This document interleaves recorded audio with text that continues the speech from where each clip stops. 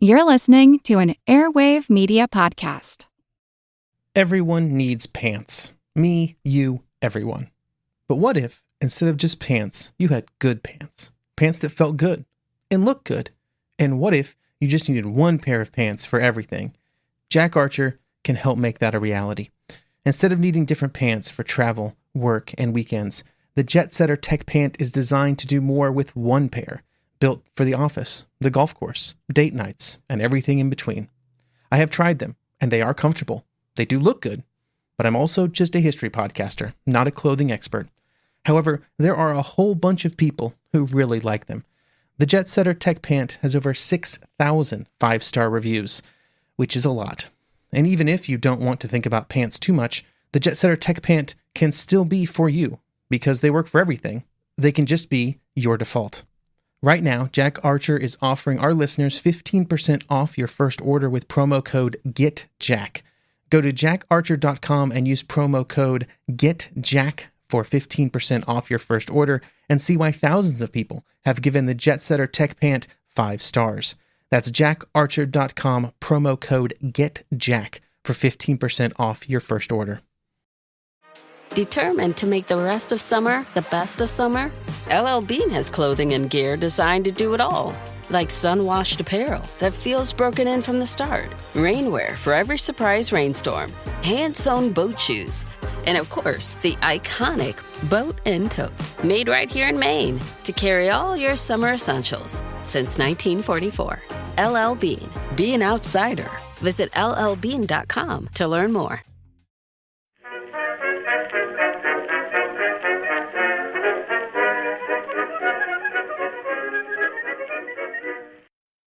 Hello everyone and welcome to History of the Second World War, episode 263, War at Sea 41 Part 2, Cruisers Attack. This week, a big thank you goes out to Carrie for supporting the podcast by becoming a member. Members get access to ad-free versions of all of the podcast episodes, plus special member-only episodes released roughly once a month. Head on over to historyofthesecondworldwar.com/members to find out more. The list of German surface raiders during the Second World War was a mixed bag of ships that would become famous and those that few people would be aware of after the war or during the war. I'm guessing that most of the listeners of this podcast already know about the German battleship Bismarck. Most of you have probably heard of the Scharnhorst and Gneisenau. The list probably shrinks drastically when it comes to one of the topics for this episode, the heavy cruiser Admiral Hipper. The Hipper would find its way into the Atlantic in December 1940, at which point it would begin its own short adventure through the commerce lanes. Even more obscure would be the actions of the German auxiliary cruisers. The relative obscurity of these cruisers is interesting because the three most successful German surface raiders from the Second World War were not the big battleships or the fancy cruisers. They were all auxiliary cruisers, with names like the Penguin, the Atlantis, and the Michael, topping the charts with destroyed tonnage even higher than the purpose-built ships like the Admiral Scheer or the German battleships. Beyond just the merchant ships that they would capture or sink, all of these ships would have an important impact on the war because they would force the Royal Navy to spread itself very thin around the world hunting for them. For the Admiralty of 1940 and 1941, it would be a period in which resources were somewhat frantically shifted around the world's oceans as resources were needed everywhere, and there were only so many ships to go around. And the fact that auxiliary cruisers were raiding British commerce around literally the entire globe just made everything more difficult. The plans for the use of merchant ships as auxiliary cruisers were already in place for the German Navy before the start of the war. It was well understood that if Germany was at war with Britain, Germany's fleet of merchant ships would no longer be able to freely move upon the world's oceans. However, the hope was that they could still be useful. The merchant ships would be modified in a few different ways, with the two most important being the addition of several naval guns that could be used to engage other ships, and the second being enlarging their fuel tanks. The more fuel that a ship could carry, the more freedom it would have out at sea, and that freedom was critical for the German auxiliary cruisers, which would not have many opportunities to put into port once they were out at sea. This was because their goal was to spread out all over the world and to then attack British shipping. The hope was that this would cause the British to spread out the Royal Navy as much as possible, particularly into far-flung corners of the globe that would make it easier for other German assets to have a decisive impact in the Atlantic. From March 1940 until the end of the year, a dozen auxiliary cruisers would make their way out of German ports and into the Atlantic, and then eventually into all areas of the globe.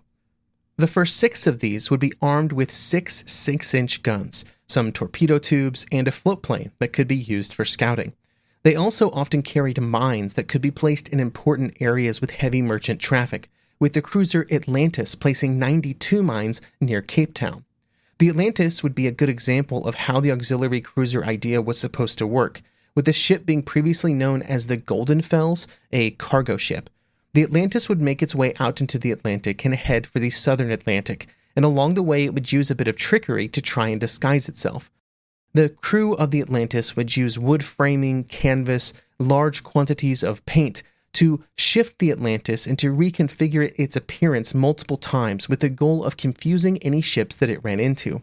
The visual appearance of ships was the most important way that they were identified during the Second World War, and purposefully altering the Atlantis caused confusion both on the ships being attacked, but also back in London as spotting reports were sorted through. It didn't matter that the changes would not stand up to close scrutiny, because the crucial period where confusion was important was the period between the initial sighting of the Atlantis and when it started opening fire on the merchant ship that was being attacked. Over the course of 6 months, the Atlantis would sink 10 ships and would capture another 3. Capturing merchant cargoes was an important way for cruisers like the Atlantis to resupply while at sea, with captured merchant ships being an important way to replenish the food that was available in particular, although any supply that could be useful was taken on board. The Atlantis would also have the good luck of capturing the Automedon, a British steamer that the Atlantis would encounter in the Indian Ocean. One of the very first shots that the Atlantis would fire would hit the bridge of the Automedon, which killed the captain before he could give the orders to begin destroying the secret documents that were on board. These documents included detailed information about British positions in the Pacific, which the Atlantis would give to the Japanese when the ship made for Kobe, Japan in December 1940. After being in Japan for a little bit, the Atlantis would eventually make its way back to Germany, just like many other auxiliary cruisers would during the winter between 1940 and 1941. This included 2 cruisers, the Orion and the Comet, which had started their voyage by following an icebreaker around the north coast of the Soviet Union, then coming down through the Bering Strait before spending time in the Pacific. They would eventually make their way back home by going around Cape Horn on the southern side of South America, completing a full circumnavigation of the globe. The second half of 1940 would be the high point for these auxiliary cruisers, mostly because they took advantage of the fact that there were large areas of the ocean where shipping was not yet convoyed and where the war had not yet touched. Before the Japanese attacks in the Pacific and the transition of the war from being a European war into a world war, there were large areas where convoys did not occur, and therefore there were no convoy escorts. This was important because the auxiliary cruisers were not designed to fight against real warships, and this meant that their key targets were unescorted merchant ships that they would just kind of stumble upon. By 1942 and even late 1941, and especially after the Americans entered the war, the possibility of finding these unescorted merchant ships drastically decreased. The final active German auxiliary cruisers were active into 1942 and 1943, but they had to be based out of Japan, and as the war turned against the Japanese, the number of available targets dwindled to 0. By that point, the collection of auxiliary cruisers had sunk or captured around 850,000 tons of merchant shipping, with the Penguin, the Michael, and the Atlantis topping the charts. To put that into perspective, the German Kriegsmarine surface raiding ships, the cruisers, the Panzerschiff, the Scharnhorst, the Gneisenau, would sink or capture only around 340,000 tons of merchant shipping during the war. This meant that they were less than half as effective as the auxiliary cruisers, which were just merchant ships with guns bolted on them and some float planes. And with the auxiliary cruisers, the exact tonnage was still secondary. Their primary goal was simply to put merchant shipping all over the world at risk of attack, and this goal they achieved with flying colors.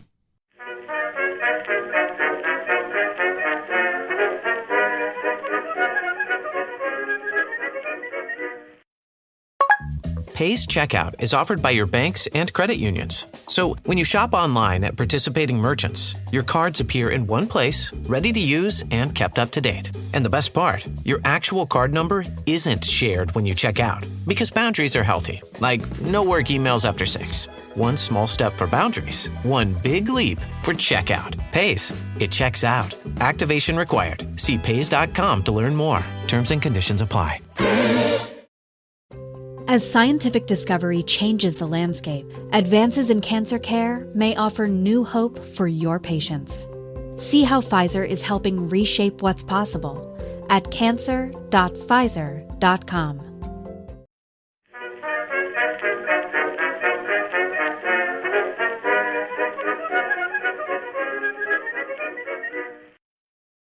While the auxiliary cruisers were out there in the world doing their thing, back in Germany plans were already in place to send more warships out into the shipping lanes as well.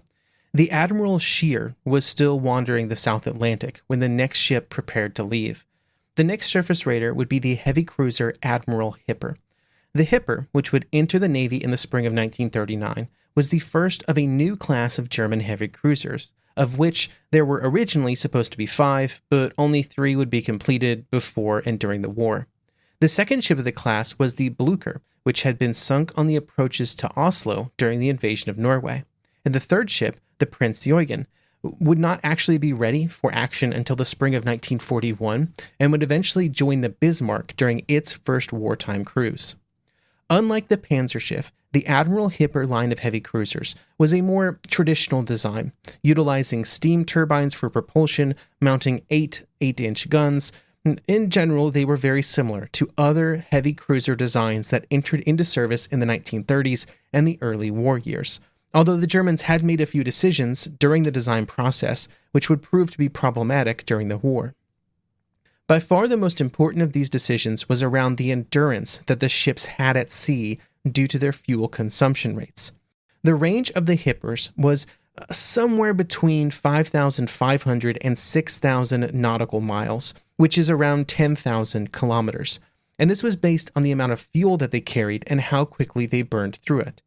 This would be at the low end of cruiser range during the war, with some reaching around 10,000 nautical miles or 19,000 kilometers, but around 8,000 miles or 15,000 kilometers being more typical, especially for the British and American cruisers. Endurance was the critical statistic when it came to commerce rating, because the greater the range of a ship, the greater its freedom of action while it was out at sea trying to avoid the Royal Navy and while it was trying to intercept commercial shipping. This is an area where the Panzerschiff excelled, with well over twice the range of the Hipper-class cruisers. The lack of range would result in some operational challenges for the German heavy cruisers during the war, and, in my mind, calls into question what they were doing with their ship designs before 1939. Relatively late into the 1930s, there was discord between the naval campaign that the Germans planned to fight in a war and the ships that they were designing. Even the most optimistic views of the German naval construction programs like Plan Z, which never actually got started in any meaningful way, pointed towards the Royal Navy having a huge advantage in numbers into the late 1940s. This meant that the Germans had to plan to fight a commerce war and not one based around large fleet actions. At the same time, they were building ships that were mostly designed for those larger actions, with the Hipper class trading endurance for greater armor, when armor was not very important at all for commerce rating, because if the armor was being used, it already meant that something had gone horribly wrong because they were engaging British warships. They probably would have been better off building more smaller cruisers with greater speed and endurance, but instead they moved directly to large heavy cruisers like the Hipper class at a time when other navies were actually moving the other direction in the late 1930s, with the naval treaties pushing navies towards light cruiser designs like the British Town class. But of course, you enter the war with the ships you have, not the ships you wish you had, and during the opening years of the Second World War, the Hipper would prepare to play its part. The first wartime patrol for the Hipper was to the Arctic Ocean during late July and early August 1940, and it would then prepare for an Atlantic cruise in September. The Hipper would be on its way when, not long after leaving port and before it had even left the coast of Denmark, the Hipper would suffer an engine room fire which caused the entire operation to be aborted. it was eventually determined that the cause of the fire was not an error from anyone on board, but instead a defect with one of the pipes which would fracture during operation. The pipe in question was the one that transferred lube oil into one of the turbines, and when it fractured, oil was sprayed all over the engine room, including onto the very hot casing for the turbine, which caused it to catch fire. This was another in a long list of challenges that the German cruisers would have with their machinery during the early war years, with the German designs proving to be high-performing but also hard to maintain and somewhat unreliable. The only option was to keep the Hipper in port for a couple of months while repairs were done, resulting in the ship not being available for further operations until November 1940. The Hipper would leave Kiel once again on November 30th for its first commerce raiding cruise, and after a bit of engine trouble, it would then spend almost a month getting to and then wandering around the North Atlantic and finding nothing to actually attack. Luck played a huge role in commerce raiding, and the Hipper just did not have luck during this time. But then, on Christmas Day, there was finally a radar contact, and it would end up being the convoy WS-5A, with WS convoys being Winston's special convoys, which usually moved troops and supplies from Britain to the Middle East by going around the southern coast of Africa. WS-5A had left Britain on December 19th with 20 troop ships, and 6 days later, the Hipper would make contact. Once contact was made during the nighttime hours, Captain Meisel of the Hipper prepared the Hipper for action, with the plan being to approach the convoy to use torpedoes to cause as much confusion as possible before opening up with the ship's guns. The first salvo of torpedoes would be launched just before 4 a.m., although none of the 6 torpedoes would make contact with any of the troop ships. As another torpedo attack was prepared, with the tubes being reloaded, the British heavy cruiser Berwick would be spotted. The Berwick was just one of several escorts for this convoy, with 2 light cruisers also being present, along with several smaller corvettes, which were present to provide protection from U-boats and were not real threats to the Hipper. But the Berwick was a major threat, and in general the 2 cruisers were good matches for one another, at least on paper.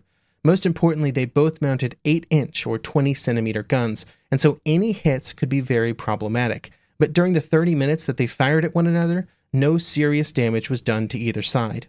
The Berwick would not even hit the Hipper, while the Berwick would be hit by 4 of Hipper's shells, although there was a problem with the fuses on these shells, which meant that they did not explode as they were supposed to. The problem for both ships would be that the other would be at the very edge of visibility, constantly moving in and out of smoke and spray, making ranging and aiming a bit of a challenge. The Hipper would be in position to fire some shells at a couple of the British troop ships during this engagement, hitting both the Empire Trooper and the Arabistan, although it would not cause any serious damage to either of those ships. After about 30 minutes, both ships decided to disengage, with the Hipper moving away from the convoy and eventually deciding to put into Brest for some maintenance and supplies. While the Hipper was in Brest, plans began to be put into place to use it as part of a wider scheme involving the Scharnhorst and Gneisenau. And this would play a role in the next phase of Rader's plan, because it had always been, or his goal had always been, to get the German battleships out into the Atlantic. And with the Hipper being repaired at Brest, there seemed to be an opportunity for it to be a useful distraction. The original plan had been for the 2 battleships to make their way out in December, but there were some mechanical issues and some horrible weather that prompted a delay until late January. The perfect situation would have the 2 German battleships working with the Hipper and the Admiral Scheer, which was currently in the Indian Ocean and the Southern Atlantic, but even without the Scheer, having the Hipper join the 2 German battleships in the Atlantic seemed like a real opportunity to cause major havoc in the shipping lanes. The idea of getting the battleships working closely with cruisers had been a dream of the Germans since the very start of the war, because it gave much greater flexibility around which convoys could be attacked. The presence of the German battleships would take the pressure off the Hipper to be the one engaging with the escorting cruisers. The Berwick, in that case, would not have been a problem, and it would allow the cruiser to instead focus strictly on the merchant ships, while the larger and more heavily armored battleships did any real fighting that had to be done. That was the theory anyway, and to try and make it happen, the refit for Hipper was given the highest possible priority, with the cruiser eventually being ready to go by February 1st. By the first day of February, the Scharnhorst and Gneisenau were already out into the North Atlantic, having made their way there during the last days of January, in an operation that will be the focus of next episode. The Hipper would begin to work alone, and would in particular be paying attention to U-boat radio messages about convoys that were spotted. There would be attempts to intercept some U-boat reported convoys, particularly HG-53, which was made up of 9 merchant ships, but this would result in the sinking of only one straggler. But then, after almost 2 weeks of cruising on February 12th, the convoy SLS-64 would be spotted. It was made up of 19 ships, and they were on their way back south to their home ports in South America, Africa, and India. Importantly, there were no escorts for this convoy, even though it was just 60 miles or 97 kilometers west of Gibraltar. Over the course of a few hours, the Hipper would move into attack, blazing away with its main and secondary guns as the merchant ships scattered and tried to run to the east. 6 of the merchant ships would be sunk by the time that the Hipper called off the attack at 8 a.m. After this action, the decision was made to once again put in at Brest due to primarily a shortage of ammunition and fuel. During the attack on the convoy, the cruiser had used somewhere around 2/3 of its total main battery ammunition that it had on board. The expenditure of ammunition was always a challenge, even in really good scenarios where the German ships could get in amongst the convoy, because the merchant ships often took a lot of damage before they actually sank under the waves, resulting in a lot of gunfire and the commitment of large quantities of ammunition. But for the Hipper, this was not actually a huge problem because it was relatively close to the port of Brest, where a full resupply of all consumables, ammunition, food, fuel, whatever, could be accomplished relatively quickly. That was the whole advantage of having Brest and other French ports in German hands, was to allow exactly this kind of operation to occur. On February 14th, while entering the port, disaster would strike. While in the harbor at Brest, the Hipper would hit a sunken barge with its propeller, causing serious damage. This was close to the worst possible thing that could happen, because propellers and drivetrains for these ships, for large military vessels, were highly specialized equipment, and also not something that was generally kept on hand to just swap out. In fact, there were no spare propellers at Brest, and so new ones had to be made and transported from back in Germany. Getting the propellers there was not a problem, but it would take time, and this caused 2 major problems. The first was that the Scharnhorst and Gneisenau were actively out in the Atlantic and raiding. They had hoped that the Hipper would be able to join them, but with the damage, this was probably not going to happen. Even with almost every German worker in the port working on Hipper and all possible speed made on getting the new propellers from Germany, it would be weeks before the cruiser was ready.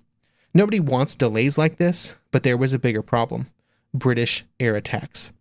The entire concern about Brest as a naval base from the very beginning of its use by the Germans was the possibility of air attacks by the Royal Air Force. Brest was well within range, and the British kept the port under very close surveillance via airborne reconnaissance flights.